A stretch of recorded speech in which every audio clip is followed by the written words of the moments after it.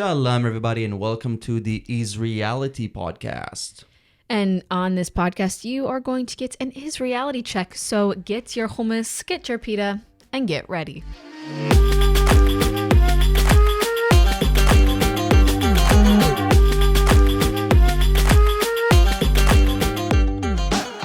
We are new to this podcast world, so I was wondering, is this too late to start a podcast? But I think that there aren't many podcasts that tell stories straight from the land of Israel with my fiance, soon-to-be wife, India. Now, you are an immigrant, an American immigrant here in Israel, and what are we going to do in this podcast? Well, we're going to talk about Israel. We're going to talk about the hard stories, the heartwarming stories, and give you tips and tricks on how to travel to Israel. Exactly. Like, you had this one story that literally on your first day to Israel, you almost died. Now, of course, I'm a little bit exaggerating, but we said we want them to travel to Israel. True. No, but we're going to talk about it in the next episode. But today, I really want us to talk about, because I get many questions. How did we meet? How did an Israeli Jew met an American Jew and convinced her to move to Israel? I'm kidding. No, you were already here. But yeah, so I think that this is a question that many people are curious to hear. Like, how did we meet? How did this come about? I'll tell my version of the story. And, because it's always like couples have, one side has his version, and then like it's probably a whole different story. I met plenty of those. So basically, you are working for I-24 News. You're a journalist, right? Correct. I have been a journalist at I-24 News in Tel Aviv, Israel for about 2 years.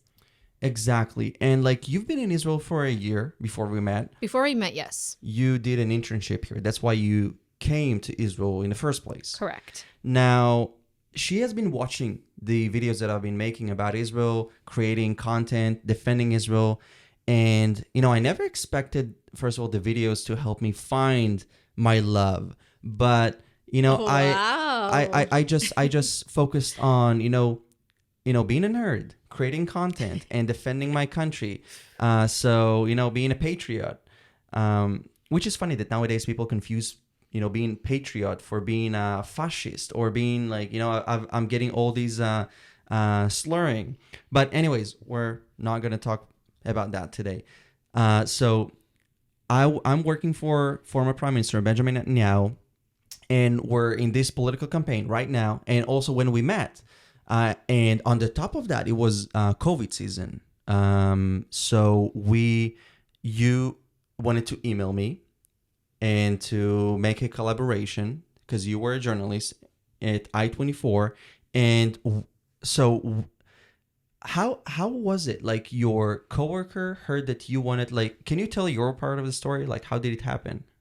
So I had just gotten back from a vacation in the United States. So I was required to quarantine for 2 weeks in my room all by myself. So in those 2 weeks, I thought, why not email this guy, Hananya Naftali, to see if he would like to collaborate with me. At that point, many of my videos had been successful. Some of them had gone viral. So I thought maybe, just maybe, he would notice me if I sent him an email.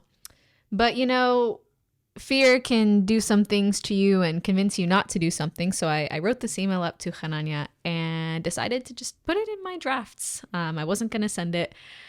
And after quarantine, I returned to work and I ran into my good coworker at I-24 News. And I had seen him scrolling on TikTok, and he had stopped on one of Hananya's videos.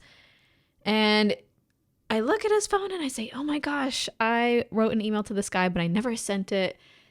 And my coworker goes, oh my gosh, I have to connect you guys. Oh my goodness, it would be a crazy collaboration. So next thing, Hananya, you can pick up from here. Yeah, so he calls me and tells me, oh, there's this, first of all, you need to read them the email. Pull up that email. Let's see, let's have these embarrassing moments right now. Oh my gosh. No, but while you're finding it, yeah, so he calls me and he says, hey, there's this journalist that wants to collaborate.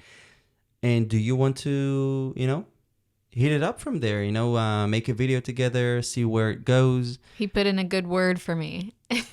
Yes, he did. And, I was like, yeah, sure. Let's see, what happens. By the way, I got the email. Okay. So read the email. That's the email that India wanted to send me, but ended up, in your drafts. So this is like a gold mine. Right. Are you ready? Yeah. Read it out. Hello, Hananya. It is such an honor to write to you!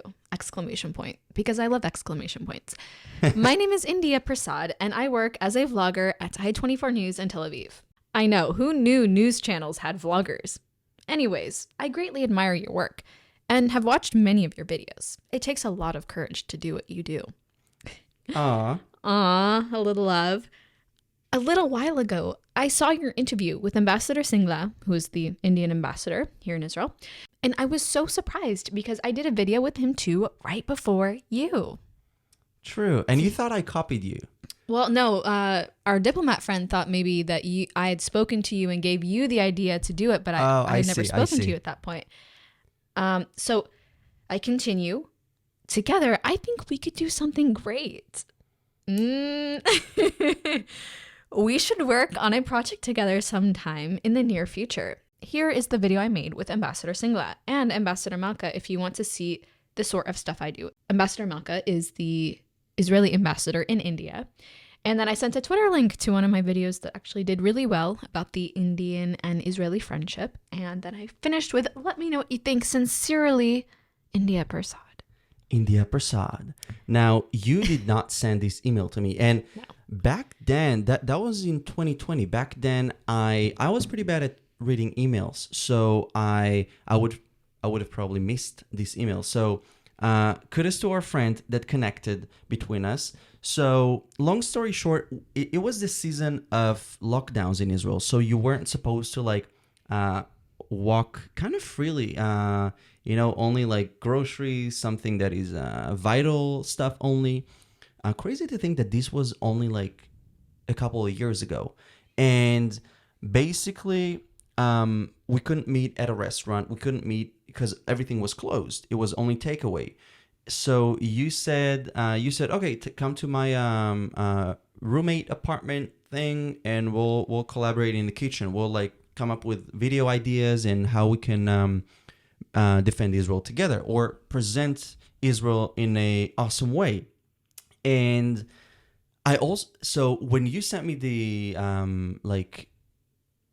actually I have to say that I did watch this India video. I watched it, but I didn't make any connection. I was like, oh, that's a cool video.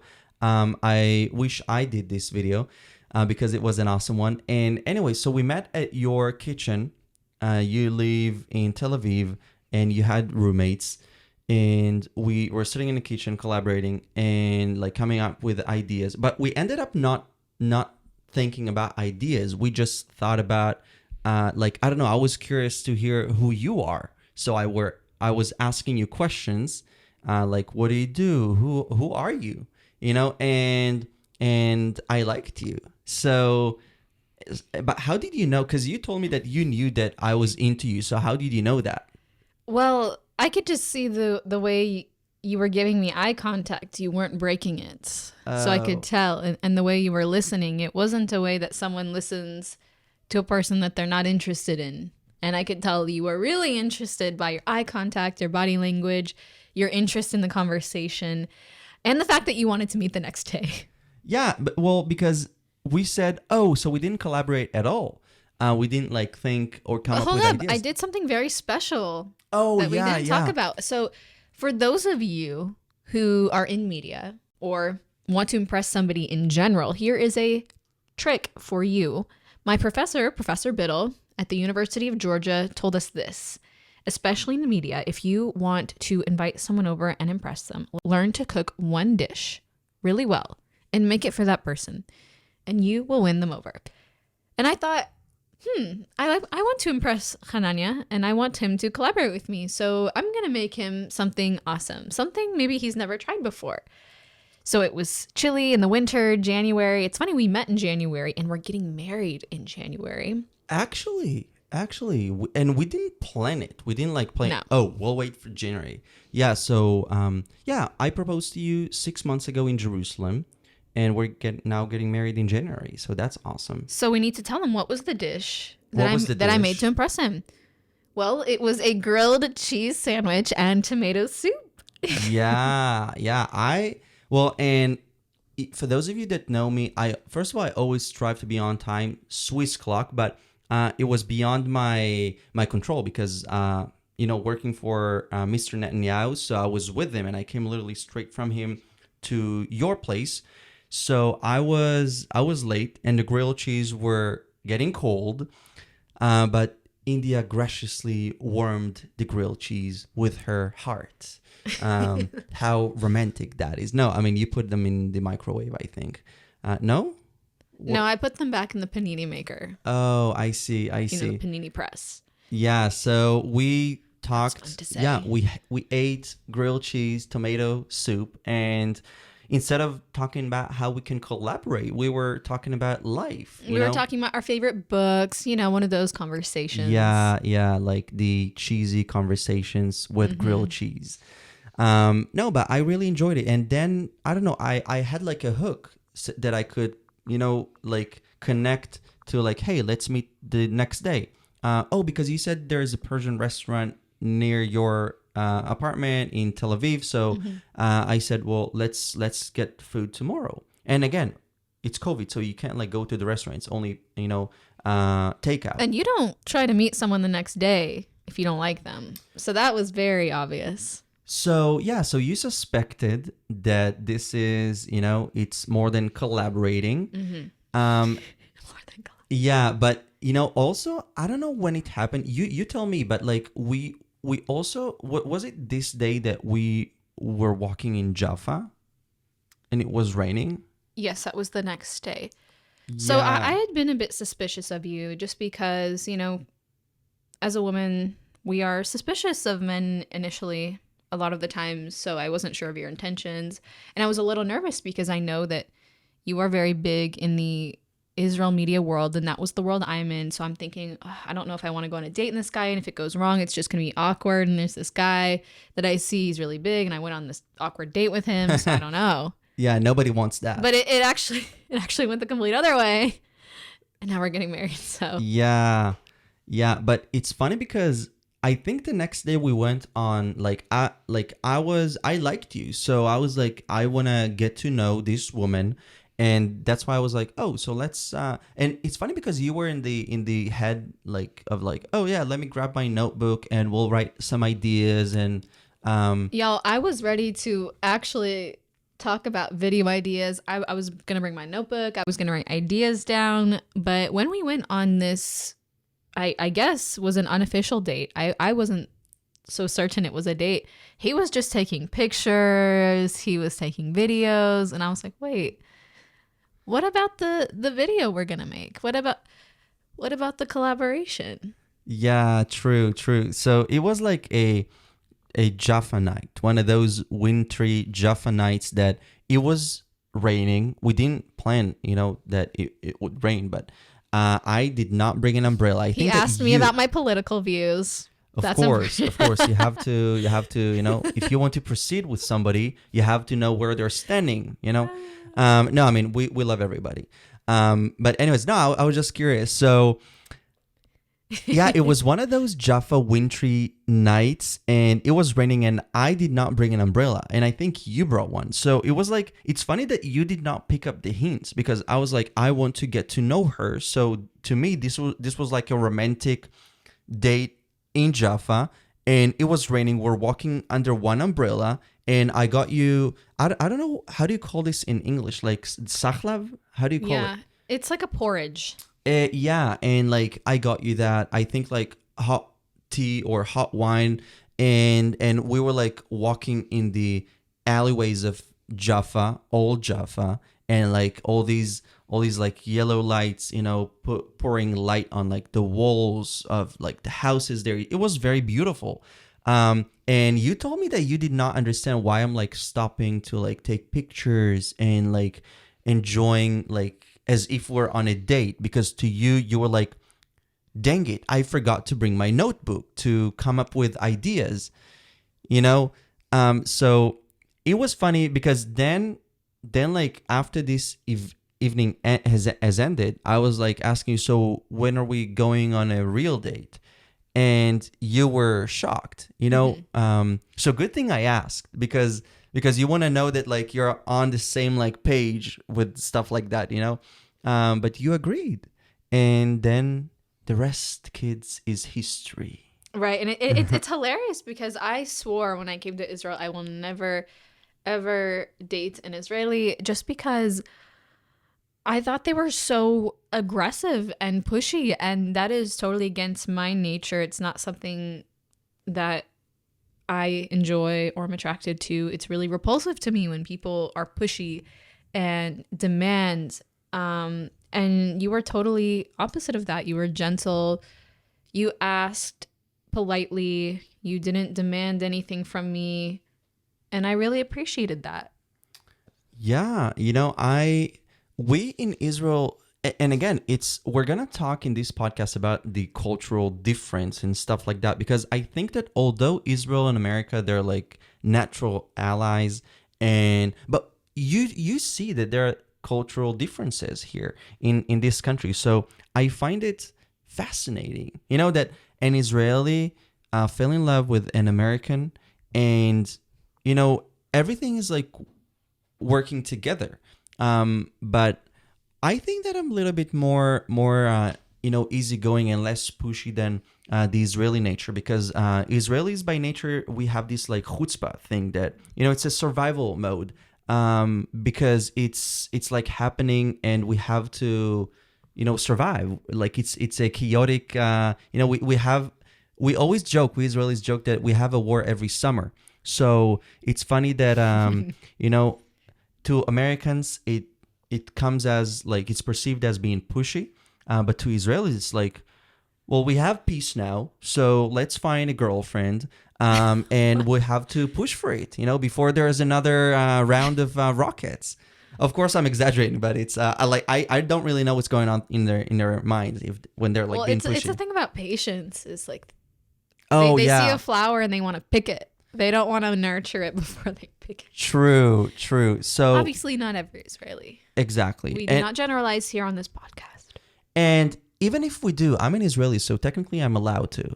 I mean, you're you know, and you immigrant, so maybe you're a little bit allowed to. But so I have to say, so we've been dating, and dating, and you know, the way I see it is,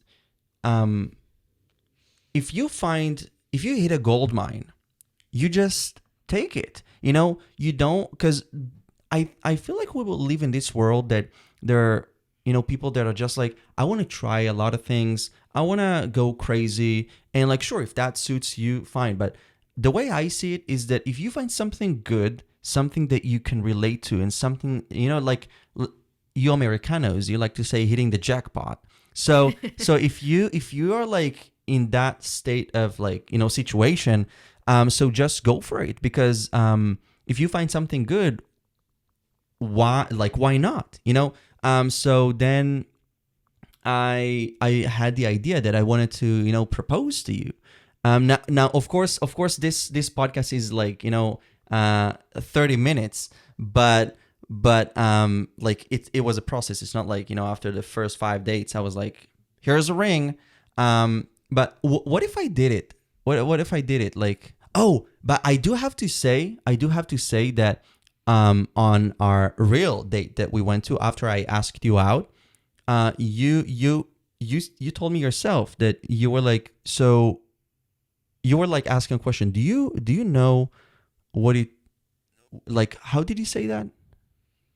I said, you know, when they say, you know, and you know. Yeah. And then you said, yeah. Yes. And then I said, that's how I feel, which is crazy because I felt like after the third date, that's much. And if anyone would have told that to me before you, I would have been running out of the door. Yeah. So she said that herself. And like, you know, me being gentle, I said yes, because I also felt like, you know, on the same page. So to me, it was like, you know, confirmation. So, like a year later, I think, so I proposed in Jerusalem, Oh, and I'm gonna you cry. and you didn't know, right? Oh, and you didn't know, right? I surprised you. Yeah. Oh, India, don't.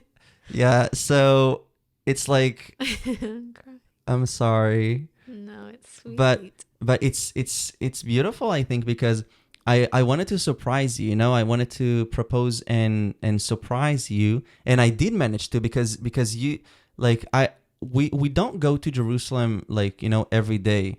It was during Passover too, on a it, wa- Tuesday. yeah, it was on a Tuesday, and I was like, this is the day to propose. I got the ring. And yeah, I said, let's go to Jerusalem. And you wore jeans, and you told me that, like, when you want to, get proposed to, you want to look beautiful. Although this is very beautiful, but you said, I want to wear a dress. Yeah. And so I was like, of course I'm not going to tell her to wear a dress. Like, it's going to be obvious. Like, if she wears jeans, her fault, because I wanted to be a surprise. Whatever. Yeah, no, so like, we went to Jerusalem. We're like, like, it I'm getting like it reminds me of the story from the Bible, that, like, the Israelites were, like, walking around the city of Ai, like, that was it the city? Yeah, it was the city of Ai, or, oh, Jericho, that they were, like, surrounding Jericho, like, walking surrounding the city, and then the walls fell. So we like walked around Jerusalem, the old city, and I was like, I don't know where there is a good location. Like, I know this city, but I was like, I want to have a good location, because like, I wanted to be, like, kind of intimate. I didn't want to draw, like, too much attention. So we were doing that, and then I kneeled after Mount Zion. I kneeled and I asked if you want to marry me. And we have a photo. We have this photo right next to this olive tree. Because I love you. Oh, all of you. Yeah, so this is yeah, and then you had to call everybody and let people know that we're engaged. Inform them, keep them informed. All right. So yeah, this was a crazy day. But did you know that did you feel like I was going to propose to you? I suspected because I kind of suspected, but I didn't suspect enough to actually wear a dress. I thought, no, it won't happen today, but I feel like it will happen soon. And then it happened that day. Yeah. So for me, this was victory, because I did hear from female friends that, like, it's hard to surprise a woman, especially when you propose. So yeah, I think Diana said that. So I managed to surprise you. Yes, you did. You did. Yeah. So did you like the ring? Yes, I loved it. And I was so happy that you picked something that really was me. So that goes to show how much you do know me, because I Yeah. loved it immediately. There's nothing I would change about it. Yeah. Well, and you made life much easier, because like, I think one of men's, like, fears, or like concerns, is whether they're getting the right ring, that is, like, the right design, the right color.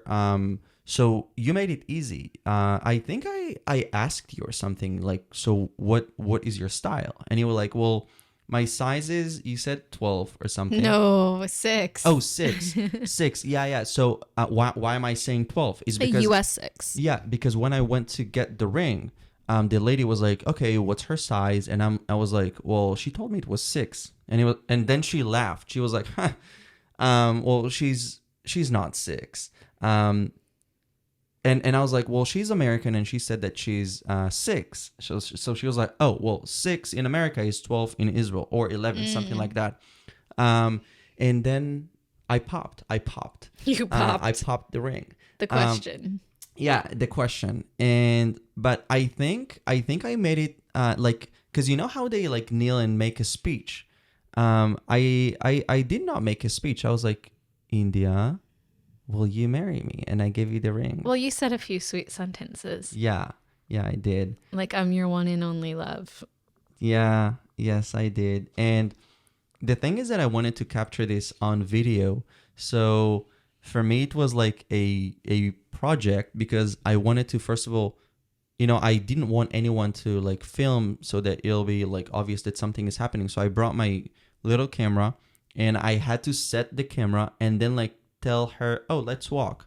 And then we walked. And so I had to like both control the camera, being the cameraman and the talent. So, I mean, you're the talent, but yeah, so it was a big day.